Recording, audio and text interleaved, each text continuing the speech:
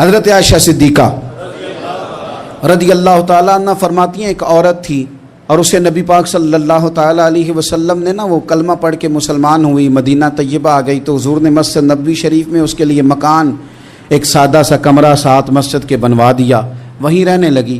اکثر وہ سیدہ طیبہ کے پاس آتی تو حضرت عائشہ صدیقہ رضی اللہ تعالیٰ عنہ فرماتی ہیں وہ بڑی باتیں سناتی اور آخر میں کہتی وہ ہار والا دن بھی بڑا عجیب دن تھا اور میرے رب کی قدرتوں کا دن تھا، وہ بھی بڑا عجیب دن تھا۔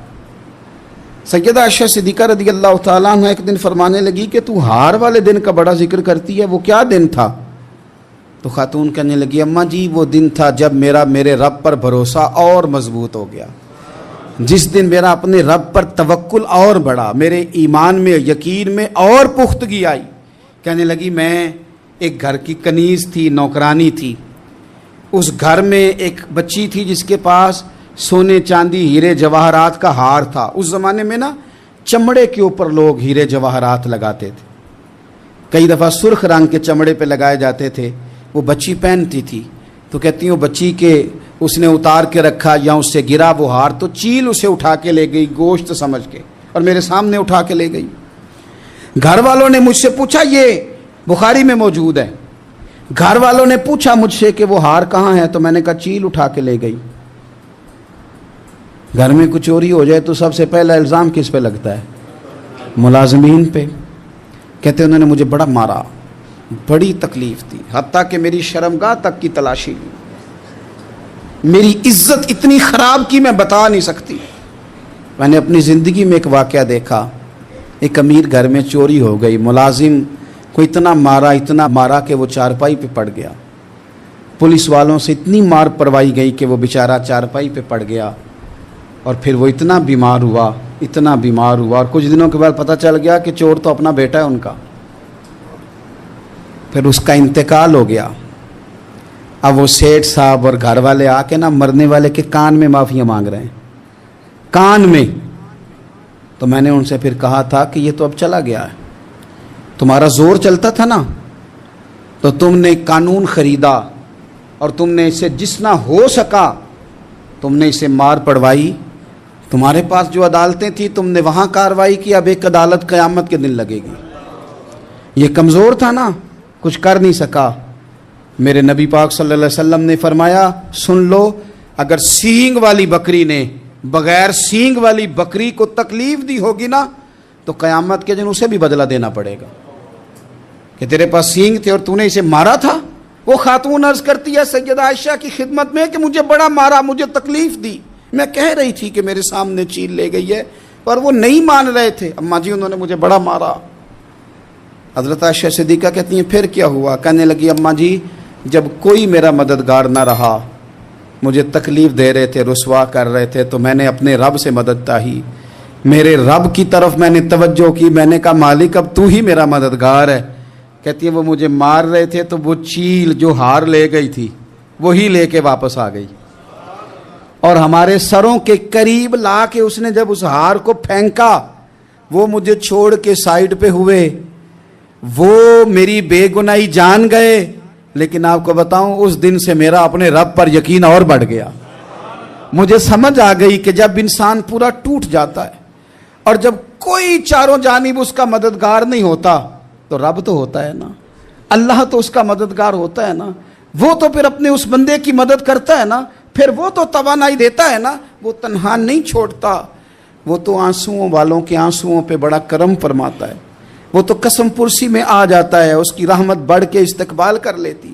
تو بھائی جب آپ پر اللہ کی حکمت کے تقاضے پورے ہونے لگیں اور زندگی میں کبھی کوئی ایسا وقت آئے کہ آپ محسوس کریں کہ تنہا رہ گئے ہیں اور کئی اپنے بھی مخالفین کی جماعت میں نظر آنے لگے ہیں، تو اس وقت پھر دل، روح، زبان اور ذہن کو یکجا کر کے سمجھ لینا کہ جب ساری دنیا ساتھ چھوڑ جاتی ہے تو رب کی رحمتیں اس وقت بھی ساتھ رہتی ہیں اور اللہ کی مدد اس وقت بھی بندے پہ کرم نوازی کرتی ہے۔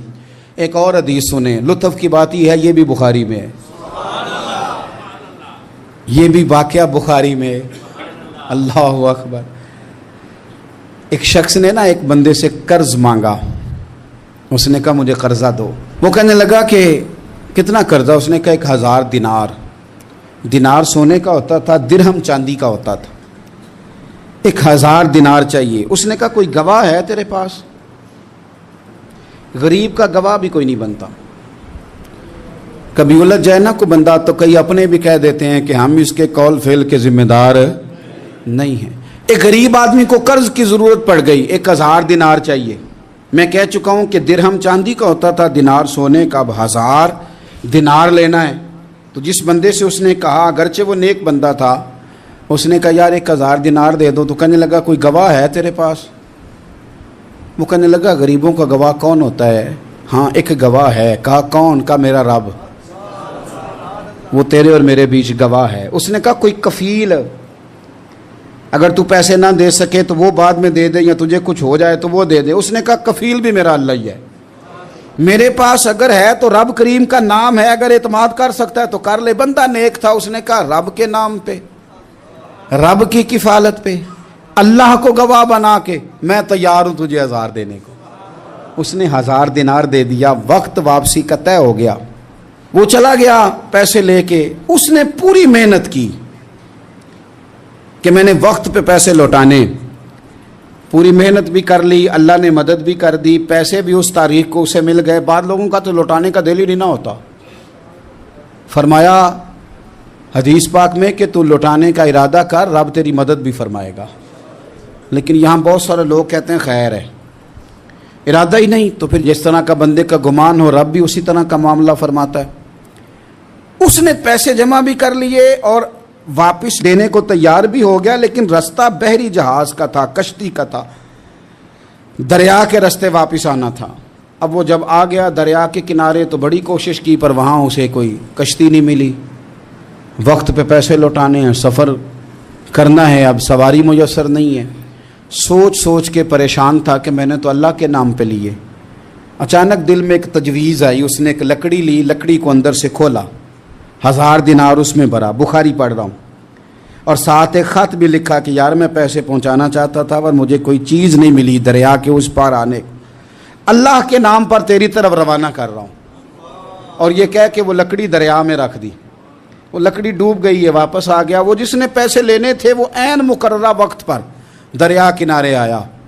صبح سے سر شام تک اس نے انتظار کیا. دل ڈھلنے لگا تو دل میں خیال آ گیا کہ یار نہیں، اس نے دینے ہی نہیں، جھوٹا وعدہ کر گیا، پہنچا ہی نہیں وقت پہ.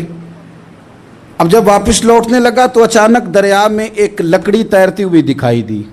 کہنے لگا لے جاتا ہوں، شام کو روٹیاں پکانے کے کام آئے گی، ایندھن بنا کے جلا لوں گا، ہنڈیا پک جائے گی. لکڑی اٹھا کے جلانے کے لیے گھر لایا. گمان تھا کہ وہ نہیں آیا وعدہ کر کے. اللہ کو کفیل اور وکیل بنا کے اور گواہ بنا کے پھر بھی نہیں آیا. لکڑی لے کے گھر گیا. بخاری ہے. اور جب اس کو چیرا نہ کہ میں اس کی آگ جلاؤں گا، کھولا تو اندر سے 1000 دینار بھی نکل آیا، خط بھی نکل آیا. اب ذرا سمجھنا، اس کے دل میں بات کس نے ڈالی کہ تو لکڑی میں پیسے ڈال دے؟ اللہ نے. اس بندے کو مقررہ وقت پہ کنارے بھیجا کس نے؟ لکڑی صرف اسی کے ہاتھ آئی تو یہ بندوبست کیا کس نے؟ اللہ نے. گھر جا کے چیری تو پیسے بحفاظت اس تک پہنچائے کس نے؟ تو پھر ہمیں بھی توجہ اللہ کی جانب ہی کرنی چاہیے. ہمارے پہ دل کی توجہ رب کی طرف ہی ہونی چاہیے نا. ہمیں ادھر ادھر جانے کی، دیکھنے کی، بندوں پر غور کرنے کی ضرورت کیا ہے؟ وہ پیسے پہنچ گئے. یہ وہاں اپنی جگہ پہ پریشان تھا. اس نے 1000 دینار اور جمع کیا. پھر دوبارہ ایک دن دریا کنارے آیا، کشتی مل گئی. بیٹھ کے اپنے اس بھائی کے پاس آیا. کہنے لگا دیکھنا مجھ پر بدگمان نہ ہونا، پیسے اس تاریخ کو بھی جمع کر لیے تھے. دریا پہ آیا تھا پر کشتی نہیں ملی تھی. پھر میں نے نا لکڑی میں ڈال کے خط ڈال کے تیری طرف بھیج بھی دیے تھے، لیکن آج میں پھر لے کے آ گیا ہوں. وہ کہنے لگا خوش ہو جا، جس رب کو تو نے میرا اور اپنا گواہ بنایا تھا اس رب نے میرے تک پہنچا بھی دیے ہیں. جب لوگ اللہ کو گواہ بناتے ہیں، رب کی جانب اپنی توجہ کرتے ہیں، اپنی چاہتوں، خواہشات اور اپنی ساری چٹھیاں اپنے رب کریم کی رحمت کی طرف روانہ کرتے ہیں، پھر اللہ اپنے بندوں کو مایوس نہیں کرتا. اللہ اپنے بندوں کو نواز دیتا ہے. اللہ تبارک و تعالیٰ اپنے بندوں پہ کرم نوازی کرتا. او سنگیو، ساری امیدیں سیٹھوں، نوابوں، دنیا داروں سے کیوں وابستہ کرتے ہو؟ ساری توجہات کا مرکز کیوں ان لوگوں کو بناتے ہو جو تمہیں دنیا میں مضبوط نظر آتے ہیں؟ اپنی توجہات کا مرکز اپنے خدا کو بنائیے، اپنے مالک کی جانب اپنی ساری خواہشات کا رخ پھیر دیجئے، اپنی توجہات اپنے رب کی جانب کر لیجئے۔ وہ اپنے بندوں پہ بڑی کرم نوازی فرماتا ہے، وہ عزتوں کا بھی محافظ ہے، وہ پریشانیوں میں کرم نوازیاں فرمانے والا ہے، وہ ساتھ دینے والا ہے، وہ اس کی رحمت قریب آ کے بندے کو سہارا دیتی ہے، وہ اپنے فضل سے اپنے بندوں کی ہر مشکل میں دستگیری فرماتا ہے۔ اسیاں سے کبھی ہم نے کنارہ نہ